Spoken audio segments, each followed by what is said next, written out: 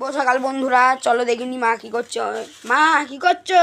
এই তো দেখ বাবা বাজার এনেছে। কি কি বাজার এনেছে?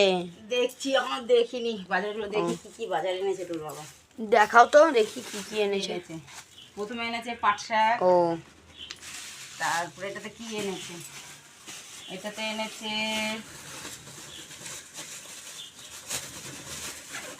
সবেদা। ও, তারপরে এখানে এনেছে পেয়ারা।